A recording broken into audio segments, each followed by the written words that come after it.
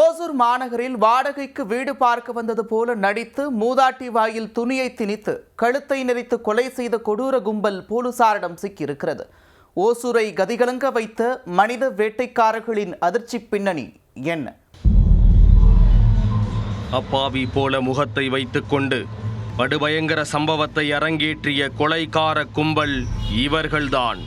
பவேரியா கும்பல் போல வீடு புகுந்து கொடூர சம்பவத்தில் ஈடுபட்ட இவர்கள் போலீசில் வசமாக சிக்கியது எப்படி?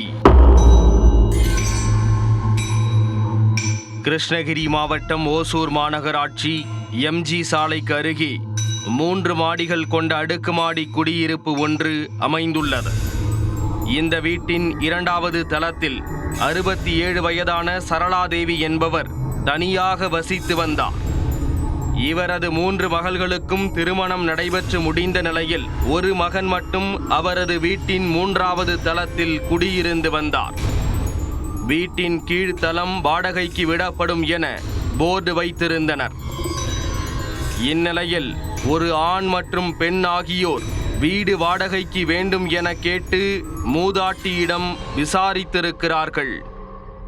வாடகை, அட்வான்ஸ் போன்றவற்றை கூறிய மூதாட்டியிடம் கீழ்த்தளத்தை காட்ட முடியுமா என கேட்டிருக்கிறார்கள்.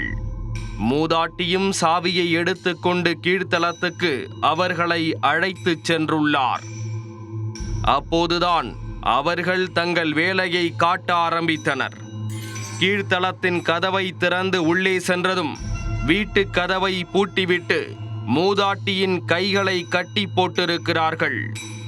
பின் அவர் கத்தி சத்தம் போடாமல் இருக்க கையோடு எடுத்து வந்திருந்த துணியை வாயில் திணித்து கத்த விடாமல் அழுத்தி பிடித்திருக்கிறார்கள்.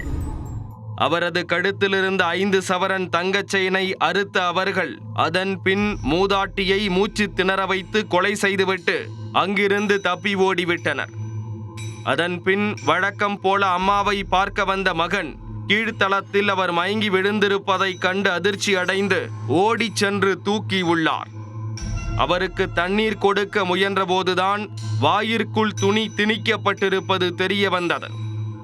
உடனடியாக துணியை எடுத்துவிட்டு சரளாதேவியை தனியார் மருத்துவமனைக்கு கொண்டு சென்றுள்ளார். ஆனால் அவர் ஏற்கனவே உயிரிழந்து விட்டதாக மருத்துவர் தெரிவித்துள்ளார். தகவல் அறிந்து சம்பவ இடத்திற்கு வந்த ஓசூர் நகர போலீசார் மூதாட்டி நகைக்காக கொலை செய்யப்பட்டாரா அல்லது வேறு ஏதேனும் காரணம் உள்ளதா என்பது குறித்து விசாரித்து வந்தனர். கண்காணிப்பு கேமராவை கொண்டு கொலையாளிகளை தேடி வந்த நிலையில் சம்பவத்தில் தொடர்புடையதாக அரசனட்டி பகுதியைச் சேர்ந்த திவாகர் என்பவர் போலீசில் சிக்கினார். அவரிடம் மேற்கொண்ட விசாரணையில் மூதாட்டியின் கொலைக்கான திடுக்கிடும் உண்மை வெளிவந்தன. தனியார் நிறுவனத்தில் வேலை பார்த்து வந்த திவாகரை நடத்தையின் காரணமாக வேலையை விட்டு நீக்கியதாக தெரிகிறது. இதனால் பணத்திற்கு சிரமப்பட்டு வந்த திவாகர் ஏற்கனவே திருட்டு சம்பவங்களில் ஈடுபட்டு வந்த தனது சகோதரி சுரேகாவுடன் கைகோர்த்துள்ளார். சுரேகாவும் அவர்களது கூட்டாளிகளான சாந்தி, பாலாஜியுடன் அடுத்தடுத்து போட்டு வைத்திருந்த திருட்டு திட்டத்தில் திவாகரும் சேர்ந்திருக்கிறார். சம்பவத்தன்று திவாகரும் சாந்தியும் கணவன் மனைவி என கூறி மூதாட்டியின் வீட்டிற்கு சென்றுள்ளனர்.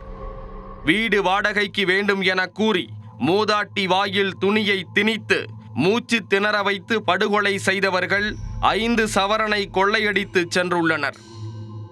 இதனையடுத்து தனிப்படை போலீசார் திவாகர், அவரது கூட்டாளிகளான சாந்தி, பாலாஜி, சுரேகா ஆகிய 4 பேரையும் கைது செய்தனர்.